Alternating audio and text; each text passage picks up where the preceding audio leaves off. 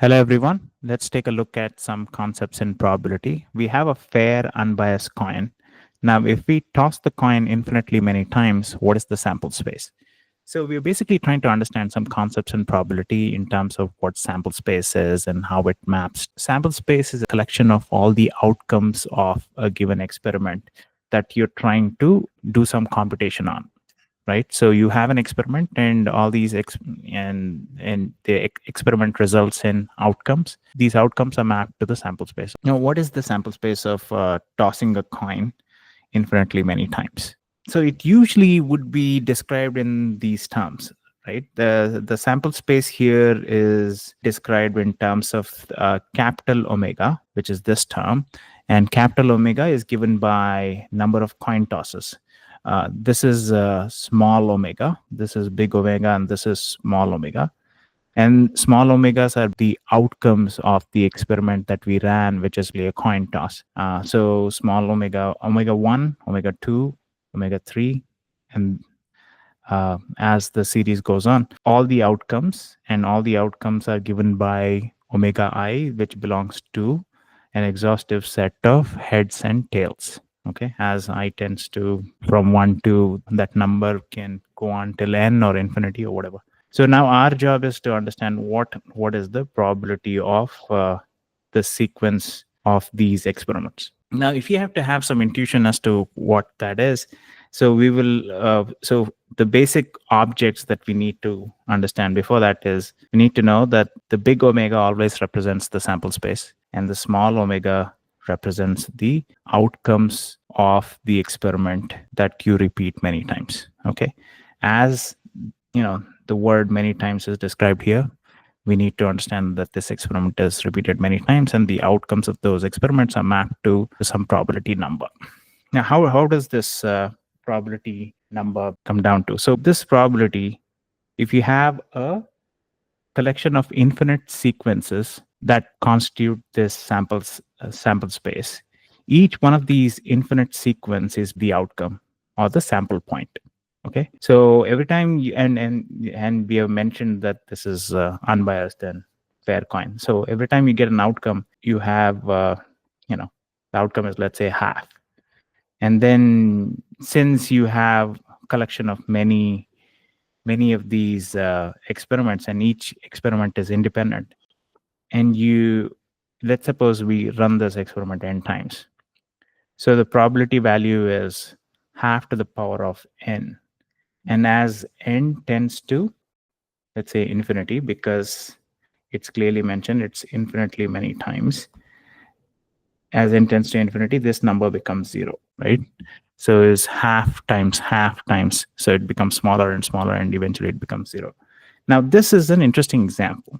Okay, so let's hold this thought for a bit and let's take a look at another example and see if there is any interesting contrast. Now, the other example is you throw a dice. Here in this particular example, we are looking at the experiment of throwing a dice, and the number of possible outcomes of throwing a dice are at least 6. And then you have one event in which 3 outcomes are possible, another event in which 2 outcomes are possible, another event in which, let's say, one event is possible. Now, can we find out the union of these 3?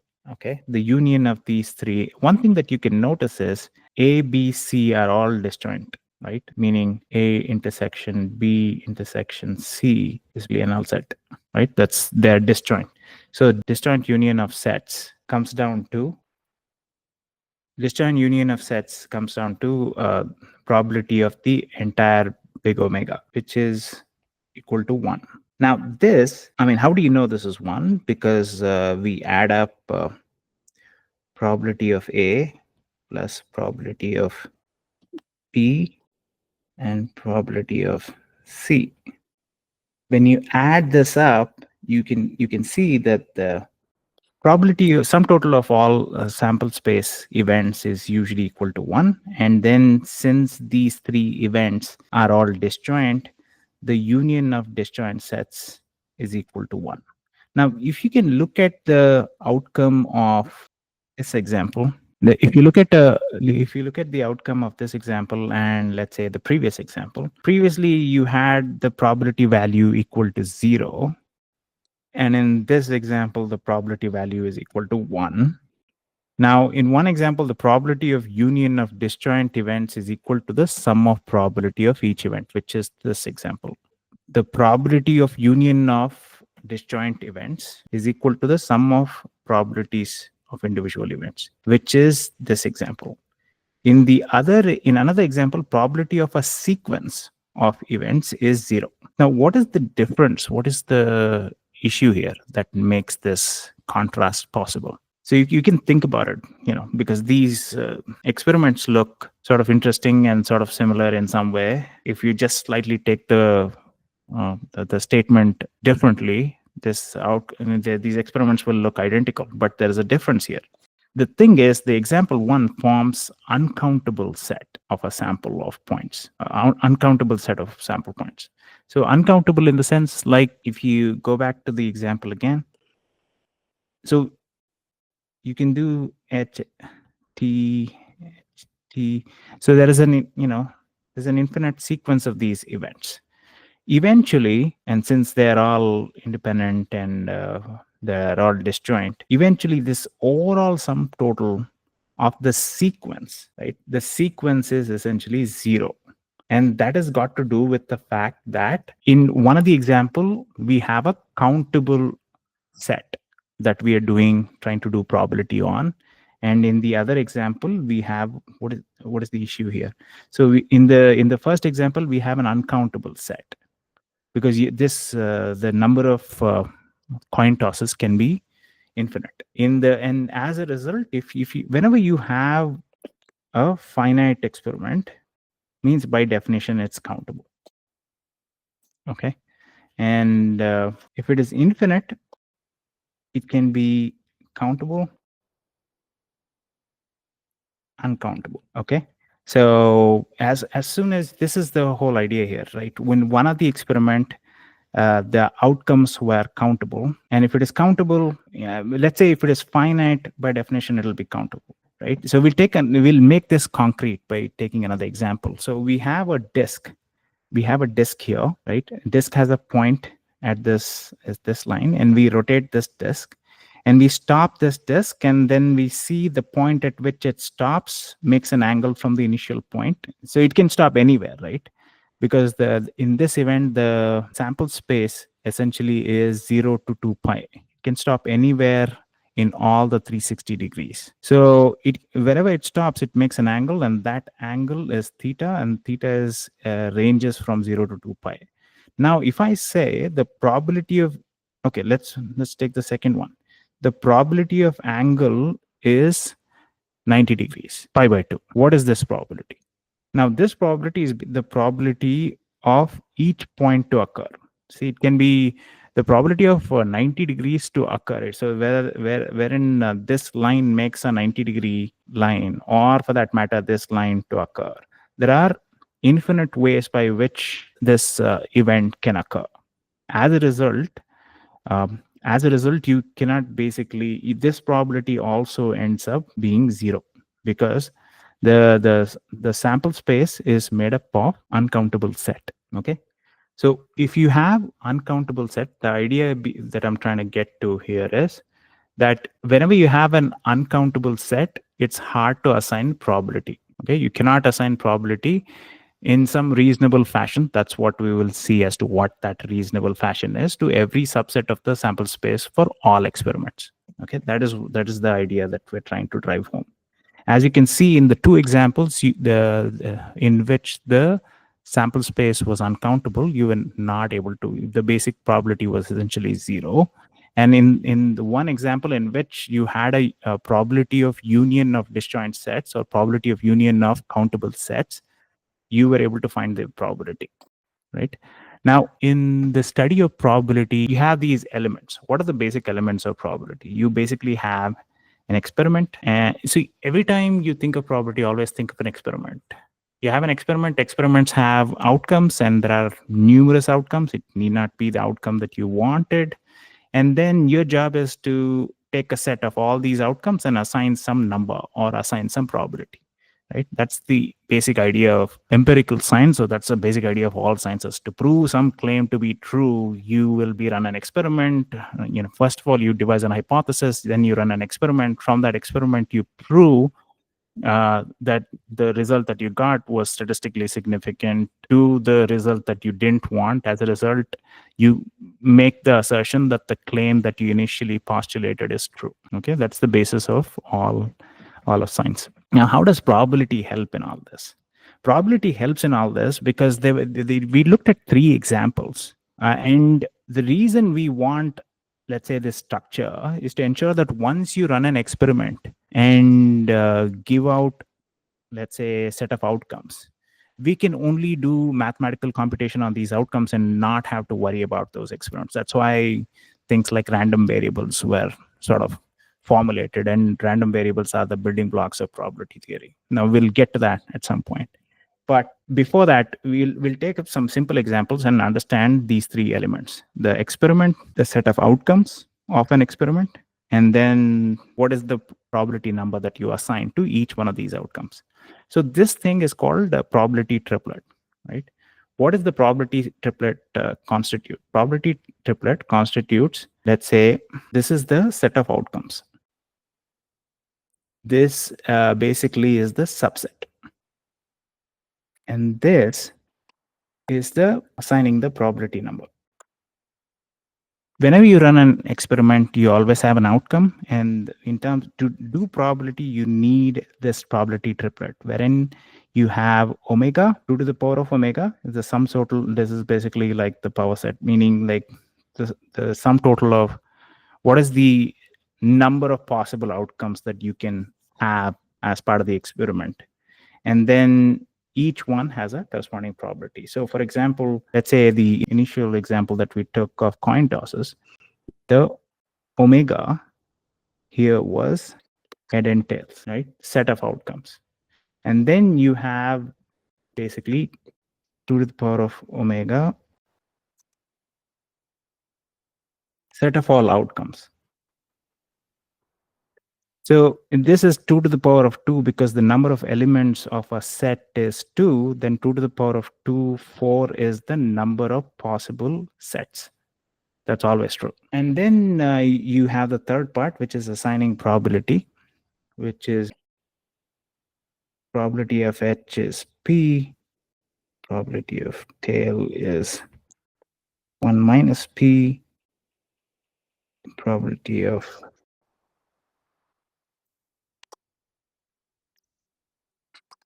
right. So you have these probability values. So you basically have the entire triplet for the experiment coin toss. You have let's say the set of outcomes. You have the set of all subsets of the outcome, and then you have probability values. There are like 4 sets. So each one, there are 4 subsets, and each one of the 4 subsets has a corresponding probability value that you end up assigning. Right. So this is something that you have to do for every time you devise an experiment and assign probability to it. Okay. So as I previously stated, we cannot assign probability in a reasonable fashion to every subset of the sample space omega for all experiments. Okay. So and this is where the idea of doing probability uncountable sets essentially come about. Now, if you take, let's say, some advanced probability course, this is sort of explained, but I won't get into the details of it, but I'll give you a general hint so that you get an idea. Now, if you in these, let's say, these courses, they tell the idea that if you have a set, if you have, let's say, some set A and some set A and some set B, and then if you say that these are disjoint, and if you say that the disjoint intersection of disjoint basically means the intersection is a null set. Okay. Now, because these sets are disjoint, the union of those sets is usually equal to the sum of individual probabilities most of the time.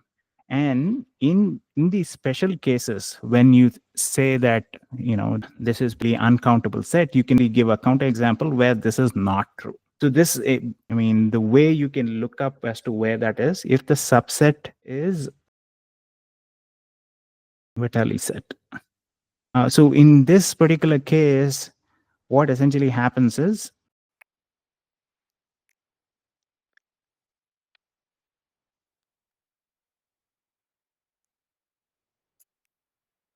so there is no countably additive translation invariant probability measure defined on every subset 0, 1, for example, and some sets are unmeasurable.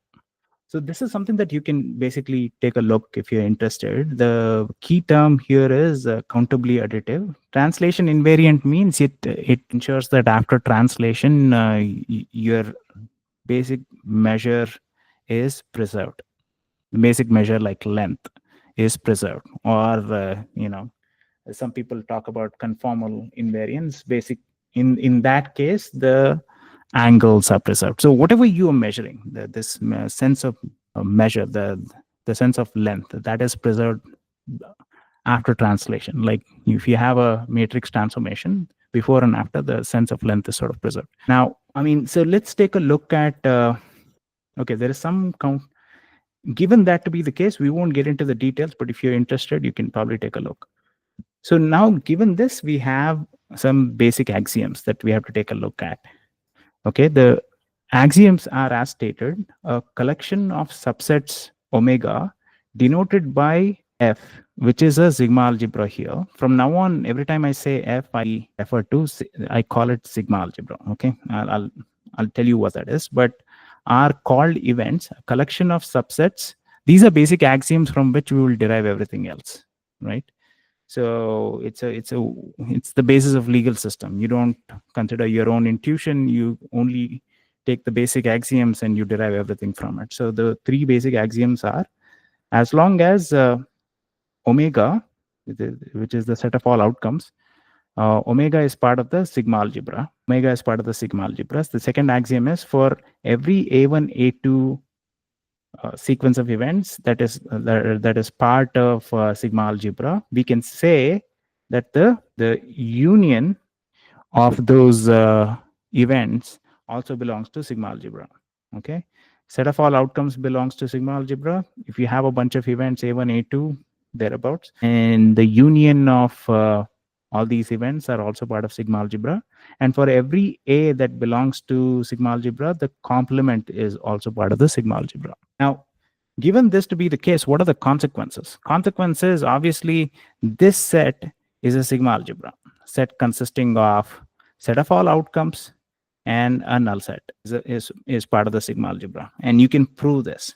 Okay, this is like an example. Like you can prove whether for omega and phi are set consisting of omega and phi are part of sigma algebra. You can put all these three axioms and prove that to be true, and you will get the right answer.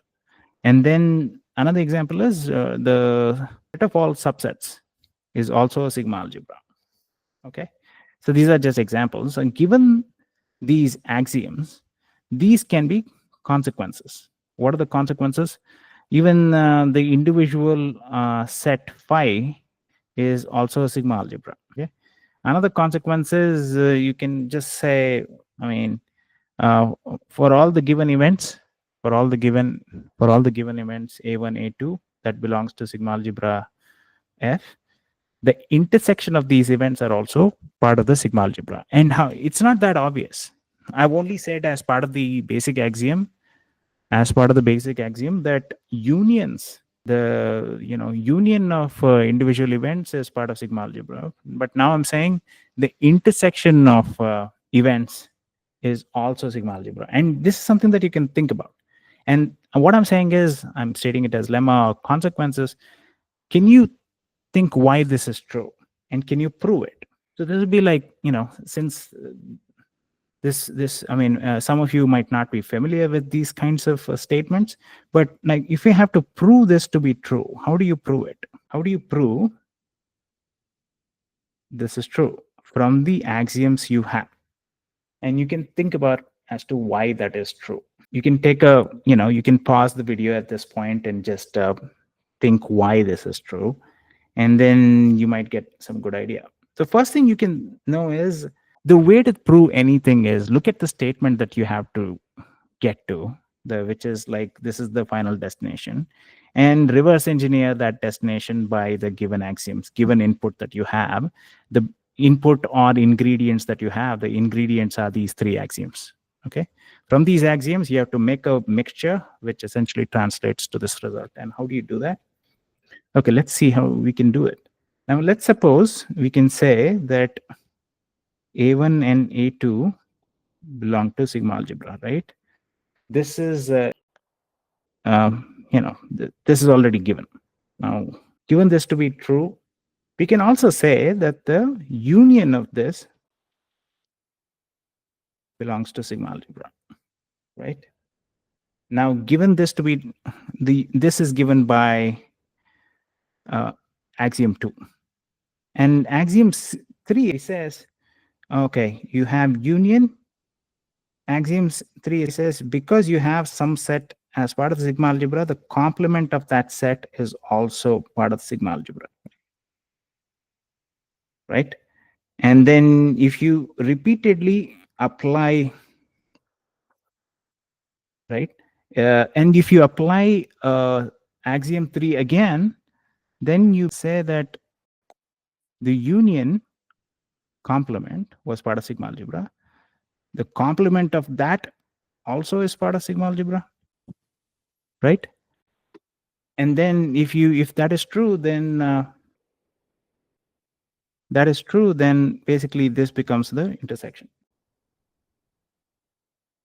right? Which is the result that we want.